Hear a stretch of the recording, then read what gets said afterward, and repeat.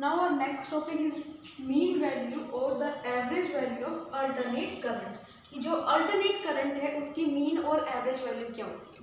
तो जो mean या फिर average value हम जो निकाल रहे हैं ये alternate current की, हम किसके लिए निकाल रहे हैं पहले तो ध्यान दें. ये हम निकाल रहे हैं एक हाफ साइकिल के लिए. ठीक है. इस पूरी डेफिनेशन में ये क्या कह रहा है कि मान लीजिए हमने एक डीसी करंट लिया for the one complete cycle. One complete cycle क्या होगी, जीरो से टोटल टाइम मान लिया हमने टाइम पीरियड टी का. ये पूरी एक साइकिल होगी स्टेडी करंट की, जिसको हम डीसी करंट पे बोलते हैं. ठीक है. इसमें हम मान लेते हैं कि क्यू चार्ज ट्रांसफर हो रहा है इन टाइम कैपिटल टी. तो हाफ साइकिल क्या हो जाएगी इसकी, इसकी हाफ साइकिल हो जाएगी. इसी तरह से हम लोग क्या लेते हैं, एक अल्टरनेट करंट लेते हैं. अल्टरनेट करंट की कंप्लीट साइकिल क्या है, जीरो से कैपिटल टाइम टी पीरियड में लग रहा है. इतने में कितना चार्ज ट्रांसफर कर रहा है, क्यू चार्ज को ये ट्रांसफर कर रहा है. तो इसमें भी अगर हम लोग बेटा हाफ साइकिल की बात करें, मतलब जीरो से टी बाई टू इस हाफ साइकिल की बात करें, तो इसमें कितना चार्ज ट्रांसफर होगा, this is the amount of charge which is transfer during the half cycle. अब ये मीन वैल्यू क्या कह रहा है कि मान लीजिए हमने कोई डीसी करंट है उसको ट्रांसफर किया, उस डीसी करंट में जितना चार्ज ट्रांसफर हो रहा होगा कितने टाइम में, हाफ टाइम पीरियड में, उतना ही चार्ज ट्रांसफर हो रहा होगा अल्टरनेट करंट में भी same time half time period के लिए. और ये ध्यान दें, हम मीन वैल्यू को या फिर एवरेज वैल्यू को किस लिए निकालते हैं, हमेशा हाफ साइकिल के लिए ही निकालते हैं. हम लोग कभी भी कंप्लीट साइकिल के लिए मीन और एवरेज वैल्यू नहीं निकालते, क्योंकि अगर मान लीजिए कंप्लीट साइकिल के निकाल रहे हैं, ऊपर चार्ज का मैग्नीट्यूड है प्लस क्यू, नीचे है माइनस क्यू, टोटल चार्ज कितना ट्रांसफर होगा, plus Q minus Q. Mean और एवरेज वैल्यू क्या हो जाएगी अल्टरनेट करंट की, जीरो हो जाएगी. तो that means for the complete cycle हम लोग मीन और एवरेज वैल्यू को फाइंड आउट नहीं कर सकते, इसीलिए हम लोग क्या करते हैं, हाफ साइकिल के लिए फाइंड आउट करते हैं. और इसकी वैल्यू किसके इक्विवेलेंट लेते हैं हम लोग, स्टेडी जो हमारे डीसी करंट है उसके इक्विवेलेंट लेते हैं. So comes to the definition, the mean value of alternate current over half cycle is that value of steady current which would send the same amount of charge through the circuit in the time of half cycle. In the time of half cycle. यहाँ पे ये क्या कह रहा है यहाँ तक कि अल्टरनेट करंट की हाफ साइकिल के लिए मीन वैल्यू वो होने वाली है जो स्टेडी करंट की. स्टेडी करंट कौन सी बेटा, हमारी डीसी करंट के लिए होगी. चार्ज की वैल्यू जितना चार्ज उसने क्या किया, सेंड किया, कितने में, उसी same time half time period. Half time period में डीसी करंट ने जितना चार्ज सेंड किया उतना ही चार्ज कौन सेंड करेगी, हमारी अल्टरनेट करंट करेगी for the half cycle, as is send by the alternate current through the same circuit in the same time. ठीक है, इसकी मीनिंग यही थी. आई होप इतना आपको डेफिनेशन समझ में आ गई होगी. तो अब इसके डेरिवेशन पार्ट की तरफ चलते हैं.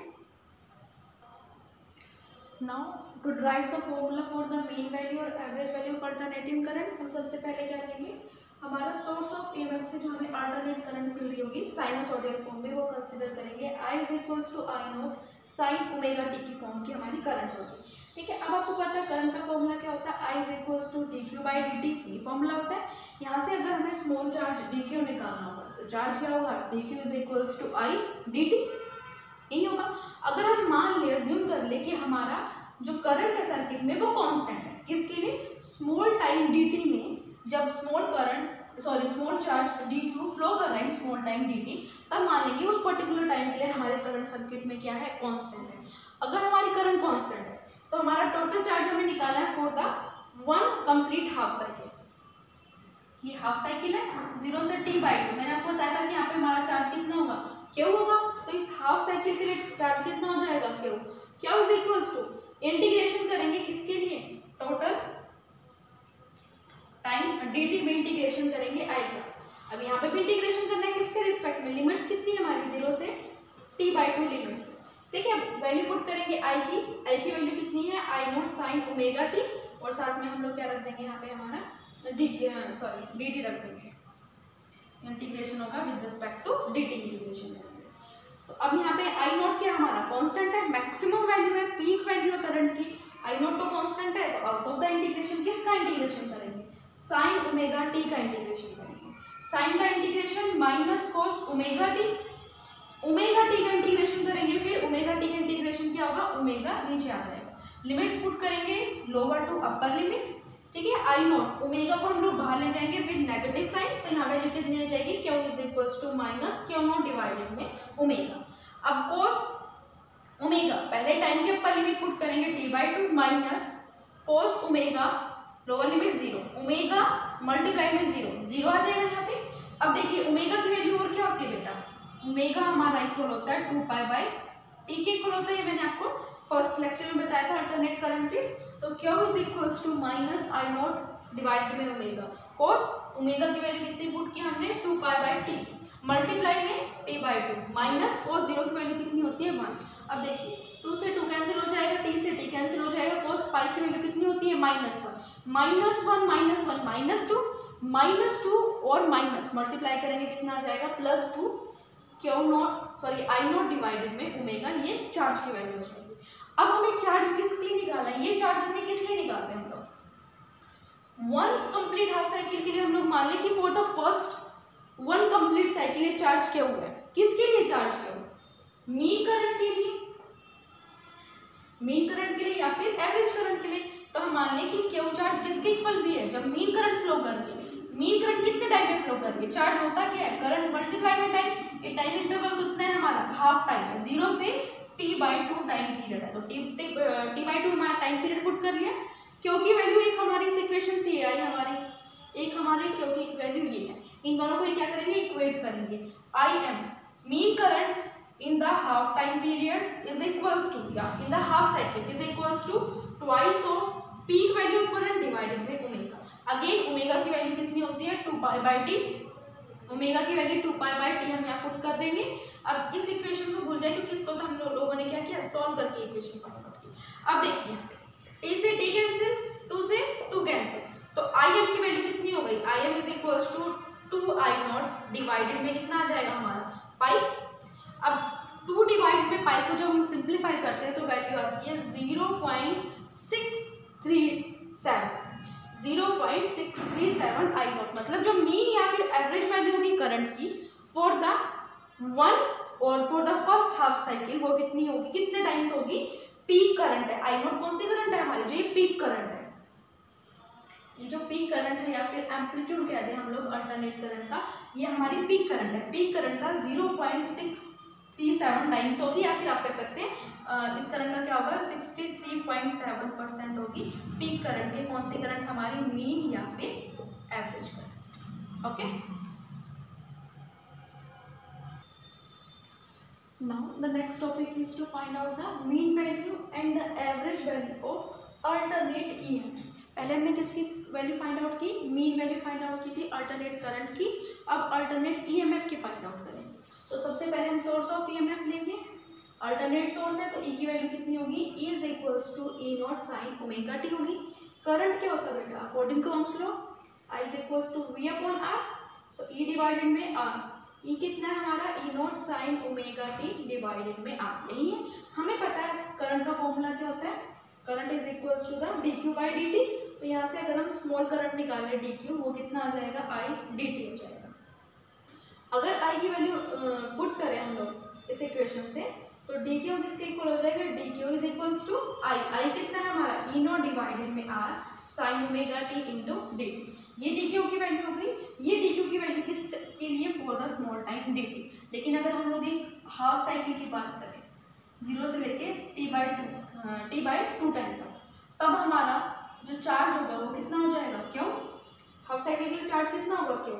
सो यहाँ पे भी अगर हम लोगों को टाइम इंटरवल हाफ साइकिल के लिए फाइंड आउट करना है तो लिमिट लेंगे 0 से t/2, E0 डिवाइडेड में R sine omega T dt। अब E0 डिवाइडेड में आर कांस्टेंट है तो आउट ऑफ द इंटीग्रेशन चला जाएगा। इंटीग्रेशन किसका लेंगे हम, साइन ओमेगा टी का लेंगे with respect to dt integration लेंगे। देखिए अब सबसे पहले साइन का इंटीग्रेशन क्या होता है, माइनस कोस ओमेगा टी, और फिर ओमेगा टी का इंटीग्रेशन, ओमेगा टी का इंटीग्रेशन क्या हो जाएगा, डिवाइडेड में ओमेगा। लिमिट्स पुट करेंगे, upper limit to lower limit. अब देखिए यहाँ पे ध्यान दें कि ओमेगा की वैल्यू कितनी होती है, 2π/t होती है। अब हमें लिमिट्स पुट करनी है। सबसे पहले अपर लिमिट पुट करेंगे t/2, लेकिन उससे पहले ओमेगा की वैल्यू पुट कर देंगे। ओमेगा की वैल्यू कितनी होती है, 2π/t माइनस, अब लोअर लिमिट कितनी है, 0, 0 को मल्टीप्लाई करेंगे ओमेगा से तो 0 आएगा। तो यहाँ पे वैल्यू कितनी आ जाएगी, minus cos omega, minus cos 0। ये माइनस साइन जो हम लोग इनिशियली बाहर ले चुके हैं विद द ओमेगा, ओमेगा और माइनस साइन हम बाहर ले चुके हैं, तो वैल्यू कितनी होगी माइनस ई नॉट डिवाइडेड में आर ओमेगा, अंदर सिर्फ हमारा कोस ओमेगा टी है।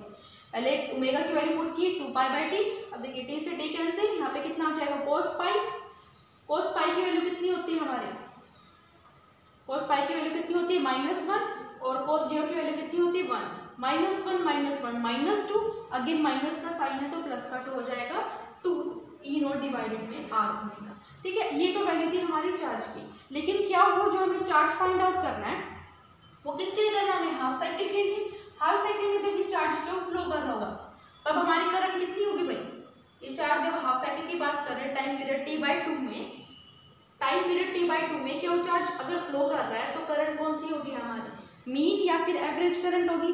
और मीन और एवरेज करंट किसके इक्वल होती है, करंट किसके इक्वल होती है, EMF अपॉन में रेजिस्टेंस के। सो ये हमारा क्या हो जाएगा, फॉर्मूला हो जाएगा क्या, is equals to EM divided में आर t/2। ये वैल्यू आ गई। इक्वेशन अब हम लोग इक्वेशन इसे मान लेंगे फर्स्ट और इसे मान लेंगे इक्वेशन सेकंड, दोनों से अगर क्यू की वैल्यू को कंपेयर करें तो EMR मल्टीप्लाई में t/2, इस इक्वेशन से ये किसके इक्वल हो जाएगा, twice of E naught divided में आर ओमेगा। अब यहाँ पे जो ओमेगा इसकी वैल्यू पुट करेंगे, ओमेगा की वैल्यू कितनी होती है 2π/t, वैल्यू पुट की। अब ये जो बीच वाले टर्म है इसे हम एक बार के लिए एलिमिनेट कर देंगे क्योंकि इसकी वैल्यू किसके इक्वलेंट है, इस टर्म के इक्वलेंट है। अब देखिए यहाँ पर t से t कैंसिल आउट हो जाएगा, ठीक है, 2 से हमारा 2 कैंसिल आउट हो जाएगा, r से r कैंसिल आउट हो जाएगा। सो EM की वैल्यू कितनी आ जाएगी, EM is equals to twice E naught divided में पाई। अब 2 डिवाइडेड में पाई की वैल्यू होती है बेटा 0.637 ई नॉट, और जब हम लोग इसको परसेंटेज में ले तो जो हमारी मीन और एवरेज वैल्यू होगी EMF की from the alternate source of EMF वो कितनी होगी 63.7% वैल्यू होगी मीन, या फिर हम कह सकते हैं पीक वैल्यू ऑफ EMF। जो पीक वैल्यू होने वाली है EMF की उसके 63.7% होगी हमारी एवरेज या फिर मीन वैल्यू ऑफ EMF। ठीक है, पॉजिटिव साइकिल के लिए ये है, नेगेटिव साइकिल के लिए यहाँ क्या आ जाएगा माइनस का साइन आ जाएगा। और अगर हम 1 कंप्लीट साइकिल की बात करें तो उसके लिए मीन और एवरेज वैल्यू जो मैं आपको पहले भी बता चुकी हूँ कितनी हो जाती है 0 हो जाती है। आई होप इतना आप लोगों को समझ में आ गया हो, अगर कोई डाउट हो तो आप लोग पूछ सकते हैं।